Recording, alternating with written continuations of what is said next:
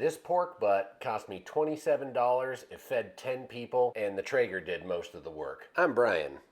Let's get into it. Just a quick PSA, for those of you who do not have a smoker or a Traeger or anything of the sort, and you have an oven, you can still do this in the oven. Just put it in a tray instead, set it to 270 degrees, and walk away and do whatever you gotta do. A smoker is essentially just an oven that has smoke in it. Pretty simple. So if you want the smoky flavor, maybe add smoked paprika into your spice mixture instead of regular paprika, or add some liquid smoke to your binder.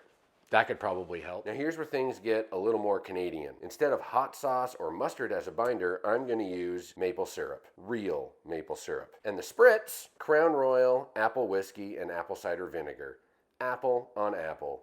You're welcome, Canada. And trust me, when you see what the rub looks like after 8 hours on the Traeger, you're gonna wanna make this every single weekend. Now the rub is stupid simple to make. It's just an even mixture of kosher salt, coarse black pepper, and a little bit of paprika. Now a little tip for you, it's always good to keep one of these old spice containers around so you can make your own spices, and that way you don't have to buy any. So, you're welcome. Funnel. If you don't wanna make a mess like I'm doing, just put in a funnel. Pepper, and we got our paprika. There you have it. You got your salt, your pepper, your paprika. That's going to be your spice mixture. We're not adding any sugar because the maple syrup we're going to pour over top, well, that's going to be enough sugar for everybody. Shake it up. So obviously the first step we're going to do is we're going to pour the binder on. So we're going to get some of that maple syrup. Don't be too shy with it. You want to start rubbing that into every crevice that you can.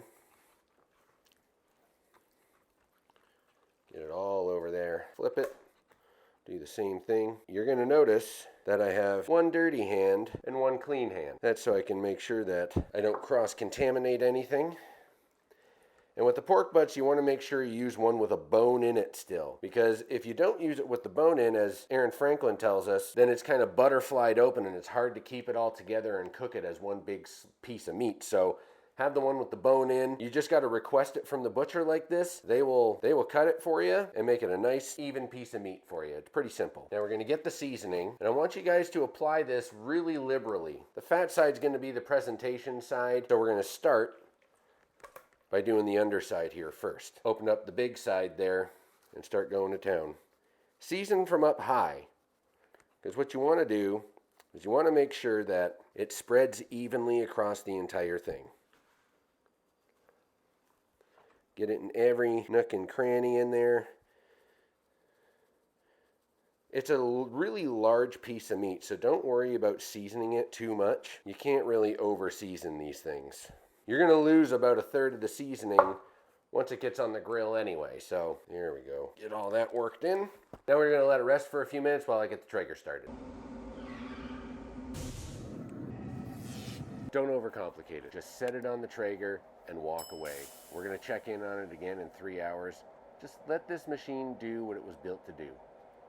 Go watch a movie or something. Okay, 3 hours in, the bark is starting to set.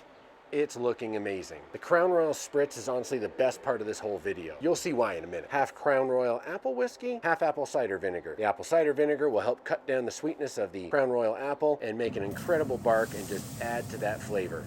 One eternity later. Okay, so now I've got 3 pieces of foil. We're gonna wrap it a couple times. I want you to know that we have the shiny side up. We don't have the shiny side on the other side. We have it facing up so that everything can steam nicely. And this is another Aaron Franklin rule. Always have the shiny side up on the meat so it steams better. So, give her a good wrap, nice and tight.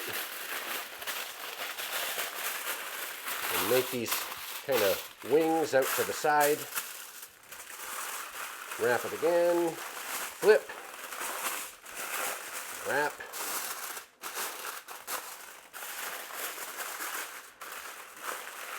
Flip it again. Now it's nice and tight. Now we're gonna throw it back on the Traeger for another hour. Okay, so it's been about an hour on the Traeger and it's been wrapped. I'm just gonna probe it to make sure that it's at the right temperature. We're looking around 205, 206 or so. Let's have a look. Okay, I got 208 there. I got 207, 207.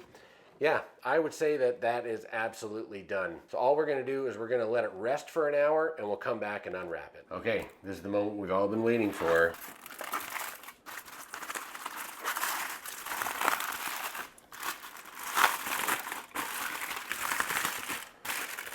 Oh yeah, look at that.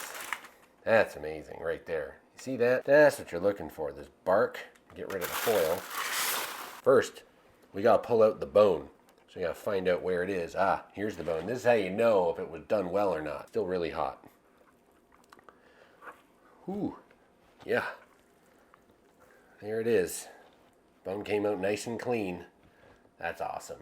I love that. Now we gotta try some. Take a nice, ooh, wow. That's still very warm. I'm gonna try some with the bark. Wow. Low and slow wins the race. Oh, that's beautiful. My goodness. Well, that just about does it for me. Thanks so much for coming by and watching me make this recipe. If you want to see more content just like this, make sure you hit the subscribe button, like the video, and hit the bell notification so you don't miss another video like this. Leave a comment down below. Tell me what you want to make next, and let's do it. See you later.